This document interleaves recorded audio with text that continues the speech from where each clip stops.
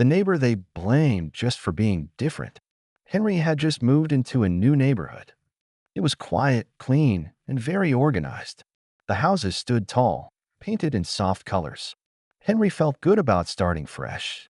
He was the only black man in the neighborhood, but he told himself that didn't matter.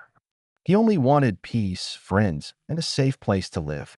He unpacked his bags, smiled, and hoped for good days ahead. 2 days later, another new neighbor arrived. Her name was Lucy. She was white, friendly-looking, and had a warm smile.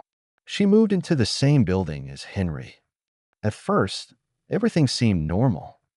Lucy said hello to everyone. She waved when people passed by. The neighbors felt she was kind. But what no one knew was that Lucy had a secret. Lucy could not stop herself from taking things that were not hers. She was a kleptomaniac. It started small. She saw a package left on a neighbor's doorstep. She looked around, picked it up, and carried it inside her apartment. Her heart raced with excitement. The next day, another package was delivered to a different door. She took that too. It became a habit.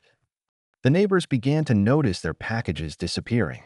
At first, they thought maybe it was the delivery man's mistake.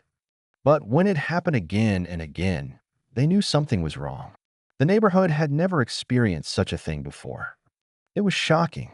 People whispered in small groups, eyes scanning the new residents.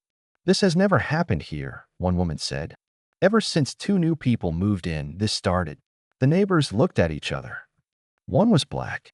The other was white. Without much thought, suspicion fell quickly on Henry. They didn't talk to him. They didn't ask questions. They simply called the police. When the officers arrived, they walked straight to Henry's door. Henry was shocked. "I didn't do anything," he said. But no one listened. The police handcuffed him and took him away. Henry sat in the police station, scared and confused. He begged for a chance to explain. He asked them to check the truth, but they refused. He was locked up, accused of stealing. Meanwhile, in the neighborhood, the packages kept disappearing. The neighbors grew restless. If Henry was in jail, then who was still taking their packages? They started to doubt.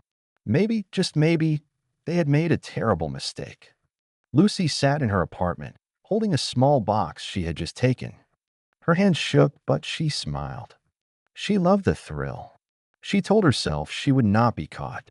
She thought about Henry being taken away by the police. She laughed quietly. Now everyone believed he was the thief. No one would look at her. The neighbors talked in groups outside. Some people felt proud that they had solved the case. Others were not so sure. "But if Henry is gone, how come my package is still missing?" one man asked. "I lost mine yesterday." The others went quiet. A woman named Mary frowned. She was older and had lived in the building for many years. She remembered how polite Henry was when he first moved in. He smiled and greeted her. "I don't think Henry would do this," she whispered. But most people ignored her. That night, another package disappeared. This time, it was from James, who lived on the second floor. He was furious. "I thought the thief was arrested," he shouted. "If Henry is the thief, then how did this happen?" His anger spread fear across the building. People stayed up late, peeking through windows, hoping to catch whoever was behind it. Lucy became bolder. She took another package the next morning.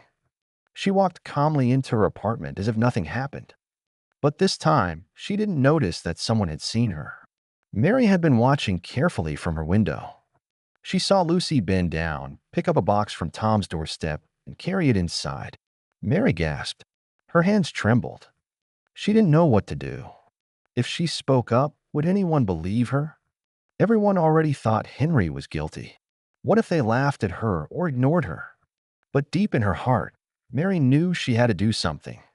At the police station, Henry sat quietly, his eyes heavy with sadness. He thought about how unfair it was.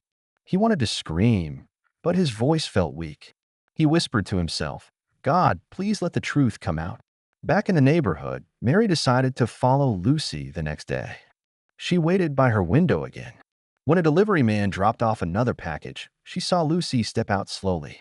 Lucy looked left, then right, and grabbed the package. Mary's heart pounded. She had proof now. But how could she show the others? Lucy didn't stop. She took more packages as days passed. She became careless. She didn't even bother to look around sometimes. She was sure everyone believed Henry was guilty. But Mary was watching every move. She even wrote down the days and times Lucy stole. She wrote the names of neighbors whose packages went missing. She was preparing her own secret record. One evening, the building held a meeting. People were angry again because the stealing hadn't stopped. "What is going on here?" shouted Tom. "Henry is locked up, but the thief is still free. What if it's someone else?" Lucy sat quietly in the corner, pretending to be shocked. She nodded with the others and said, "Yes, maybe the police made a mistake." Inside, she laughed. Nobody would ever suspect her. Mary stood up slowly. Her voice shook. "I think I know who it is," she said. Everyone turned to her. Her heart raced so fast she thought it might burst. "I saw Lucy take packages," Mary continued. The room went silent. Lucy's eyes widened. She forced a laugh. "That's crazy. You must be mistaken." But Mary didn't back down. "I saw you, Lucy. Twice. You carried them into your apartment." People started murmuring. Doubt filled the air. Some still believed Henry was guilty, but now seeds of suspicion spread toward Lucy. Lucy crossed her arms and pretended to look angry. "You're accusing me because I'm new here too," she snapped. But James, who had lost 2 packages, looked at her carefully. He remembered seeing Lucy near his door one morning. He had thought nothing of it at the time. Now it made sense.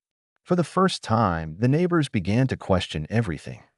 Mary sat down after speaking, her hands shaking. The room buzzed with whispers. Some neighbors believed her, others doubted. Lucy forced herself to stay calm, but inside she felt fear creeping in. For the first time, someone had seen her. "I think Mary is mistaken," Lucy said, trying to sound confident. "I would never do such a thing. Maybe she saw wrong in the dark." She smiled, but the smile felt fake. James leaned forward. "Mary has no reason to lie," he said firmly. "And if Henry is locked up, then why are we still losing things?" A neighbor named Paul raised his hand. "We should search Lucy's apartment. That will tell us the truth." Lucy's eyes widened. She quickly shook her head. "No, that's an invasion of privacy. You can't just search someone's home without proof." She sounded angry now. Mary looked at Lucy and whispered, "What are you hiding?" The room grew tense. The neighbors argued. Some wanted to search, others thought it was unfair. Lucy took a deep breath, trying to stay calm, but her heart was racing faster and faster. She excused herself from the meeting and hurried back to her apartment. Inside, she locked the door and stared at the pile of stolen packages in her closet. Boxes of shoes, books, toys, clothes, all stacked high. She panicked. What if they really came to search? What would she say? Meanwhile, Henry sat in his jail cell, tired and broken. He replayed the day the police came to his door. He remembered how the neighbors looked at him with cold eyes. "Why me?" he whispered. He had no answer. But something was about to change. The next morning, another package disappeared. This time it belonged to Sarah, a young woman who had just moved in. She was furious. "I can't believe this is still happening," she shouted in the hallway. Neighbors gathered again, frustration boiling over. "We cannot live like this," James said. "We have to catch the real thief." Mary stepped forward. "I told you already, it's Lucy.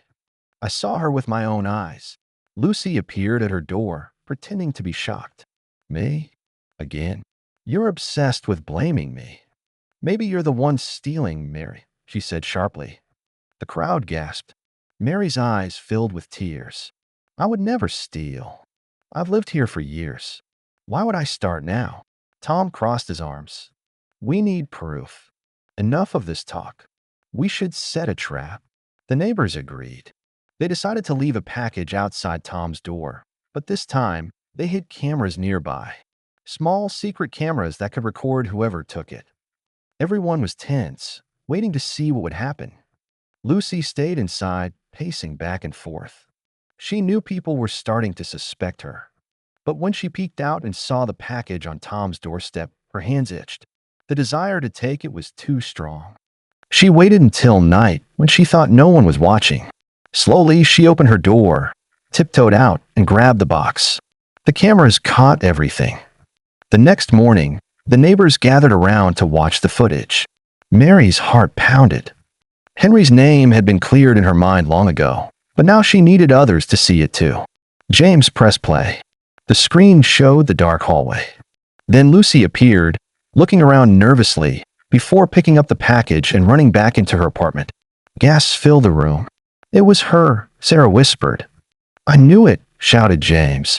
Mary nodded, tears streaming down her face. "I told you all." Lucy's face turned pale. She had no words. Her secret was out. The neighbors looked at each other in shame. They had accused Henry, judged him by his skin color, and left him to rot in jail without proof. Now the truth was staring them in the face. "We need to take this to the police," Paul said firmly. "Henry must be freed." Lucy collapsed into a chair, holding her head. She felt trapped, exposed, and powerless.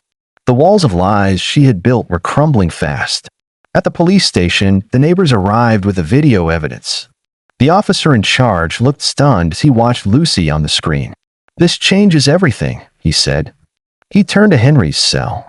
"Looks like we owe you an apology." Henry stood, weak from days of hopelessness. "So you finally see?" he asked softly. His voice was broken but carried a strength that made the room quiet. The officer nodded. "You're free to go." Henry stepped out, breathing the air of freedom. But his heart was heavy. He thought about the way the neighbors had pointed fingers so quickly. He thought about the pain of being judged not for his actions but for his skin. Outside, the neighbors waited. Some looked ashamed. Others couldn't meet his eyes. Mary was the first to step forward. "Henry, I'm sorry," she said, her voice trembling. "I believed in you from the start." "I tried to tell them." Henry nodded slowly. "Thank you, Mary. But the damage has been done." Lucy was taken away in handcuffs, her head bowed. The crowd watched in silence as the police let her out. But for Henry, the story was far from over. The neighborhood became quiet again after Lucy's arrest. Packages returned safely. But the trust between Henry and his neighbors was shattered. He walked down a street, and people whispered. Some tried to apologize, but he kept his distance. The wound was too fresh. He wanted peace, but he knew things would never be the same. At night, Henry sat by his window, staring at the stars. How quickly they turned on me, he thought. His heart ached, not only because of what had happened, but because it revealed how people truly saw him. Yet, deep inside, Henry knew his journey wasn't finished. The world outside was watching, and his story had only begun. Weeks passed after Lucy's arrest. The neighborhood grew quiet again. Packages arrived safely at everyone's door. The fear that once filled the air was gone, but Henry still carried a heavy heart. One morning, the neighbors gathered outside. They had decided to do something special. Mary knocked on Henry's door and said, "Please come with us." Henry followed her, unsure of what was happening. When he stepped outside, he saw everyone waiting. James, Sarah, Tom, Paul, and all the others stood in a circle.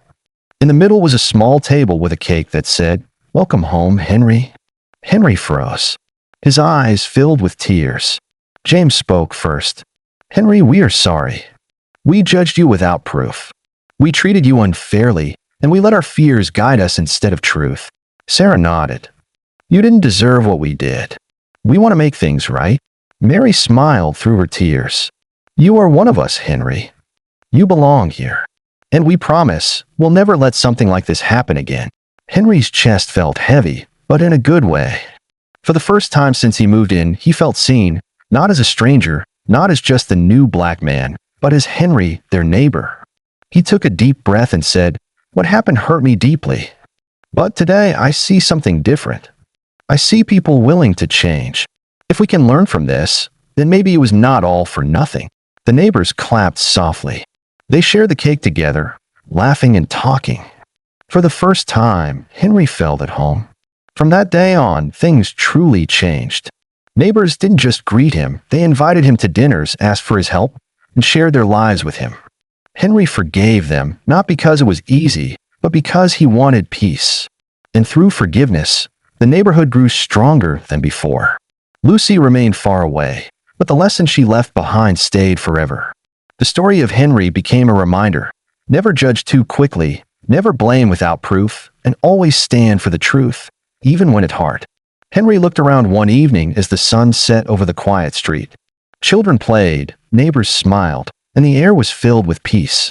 He whispered to himself, "This is home now." And this time it truly was.